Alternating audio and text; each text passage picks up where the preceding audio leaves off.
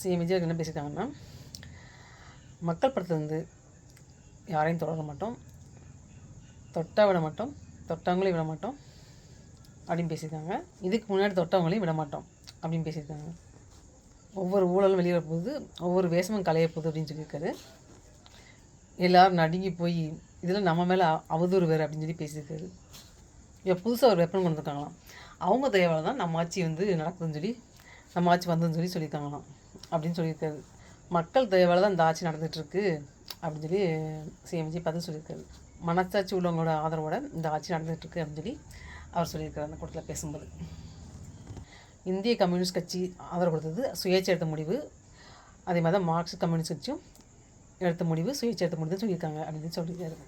இதில் எங்கேருந்து நாங்கள் தான் அனுப்பிச்சோம் அப்படின்னு சொல்கிறது புரியலையே அப்படின்ட்டுருக்காரு.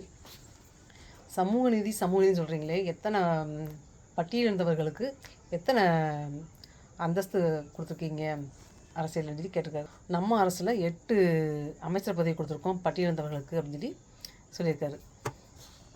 எல்லாம் நம்ம அண்ணன் நம்ம தங்கச்சி அப்படின்னு சொல்லி பேசியிருக்காரு அந்த கூட்டத்தில்.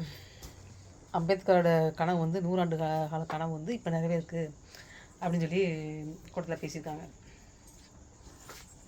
நான் ஏன் சவுண்டாக பேசுகிறேன்னா அவங்களுக்கு கேட்குறதுக்காண்டி தான் இப்போ நான் சவுண்டாக பேசிக்கிட்டு இருக்கேன் அப்படின்னு சொல்லியிருக்காரு.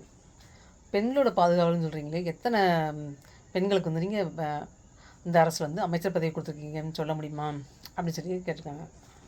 அரசில் இப்போ உள்ள அரசில் 4 சகோதரிகளுக்கு நாங்கள் அமைச்சர் பதவி கொடுத்துருக்கோம் அப்படின்னு சொல்லி சொல்லியிருக்காரு. தப்பே செய்ய மாட்டோம், ஊழலே செய்ய மாட்டோம், நேர்மையாக தான் இருப்போம், நியாயமாக தான் இருப்போம், இப்படி சொல்கிறவங்க மட்டும்தான் கூட்டணி ஆட்சி அமைக்க முடியும். இப்படி இருக்கிற நாங்கள் தான் கூட்டணி ஆட்சி அமைக்க முன்வரோம்னு சொல்லி சொல்லியிருக்காரு.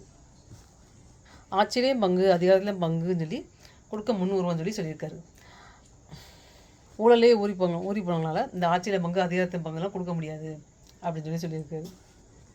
மெஜாரிட்டி இருந்தாலும் தரமாட்டாங்க, மெஜாரிட்டி இல்லைனாலும் தரமாட்டாங்க, மக்கள் விரும்ப மாட்டாங்கன்னு சொல்லி அப்படி சொல்லிடுவாங்க. இந்த கூட்டணி ஆட்சி அமைக்கிறது மக்களுக்கு பிடிக்காது அப்படின்னு சொல்லிடுவாங்க அப்படின்னு சொல்லி சொல்கிறது. நம்ம மேலே அவதூறு பரப்புறது மட்டும் இல்லாமல் இப்போ மக்கள் மேலேயும் அவதூறு பரப்ப ஆரம்பிச்சிட்டாங்கன்னு சொல்லி சொல்கிறாரு. மக்கள் நமக்கு ஓட்டு போட தப்பா, குடும்பமாக ஆதரிச்சு நமக்கு தப்பா அப்படின்னு சொல்லி கேட்குறாரு. எம்ஜிஆர் காலத்துலேயே அவர் ஜெயிச்ச போது மக்கள் வந்து அப்போவே வந்து தப்பாக பேசியிருக்காங்க அப்படின்னு சொல்லி சொல்கிறாரு. மக்கள் என்ன பண்ணிட்டாங்க, எம்ஜிஆர் என்ன பண்ணிட்டாரு, என்ன அது பண்ணிட்டாரு அப்படின்னு சொல்லி அப்போயே அப்படி பேசியிருக்காங்கன்னு சொல்லி சொல்கிறாரு. 50 வருஷமாக ஒரே டெக்னிக்கா அப்படின்னு சொல்லி பேசியிருக்காரு. மக்களுக்கு உதவக்கூடிய ஆக்கப்பூர்வமான அறிவுபூர்வமான கருத்துக்கள் தான் சொல்லுங்கள், இதை தவிர வந்து நக்கல் நையாண்டி இந்த மாதிரி இப்படிலாம் பேசிட்டு முதல்வர் பதில் சொல்லலை அப்படின்னு சொல்லி முதல்வருக்கு பதில் சொல்ல தரலன்னு சொல்லி சொல்கிறது அப்படின்னு சொல்லி சொல்லியிருக்காரு. ஆக்கப்பூர்வமான கருத்துக்கள் தான் சொல்லுங்கள், நாங்கள் ஏற்றுக்குறோம் அப்படின்னு சொல்லி அப்படி சொல்லியிருக்காரு. ஆளுநர் உரை பேசும்போது தேசிய கீதம் பாடினதுக்கப்புறம் தமிழ் தாய் பாடினது தப்பு அப்படின்னு சொல்லியிருக்காங்க. இப்படி ஒரு நிகழ்வு இந்த சட்டசபையில் நடந்ததே கிடையாது, இதை ஒரு குற்றச்சாட்டால் எதிர்க்கட்சி சார்ந்தவங்க சொன்னாங்க இல்லையா அப்படின்னு சொல்லியிருக்காரு. அந்த மாண்புமிகு போராளிகளை ஒரு கேள்வியை கேட்டுட்டு 2001 ஆகஸ்ட் 22 சென்டினரி செலிப்ரேஷன், இதில் கலைஞர் கருணாநிதி அவர்களுடைய புகைப்படத்தை ஆளுநர்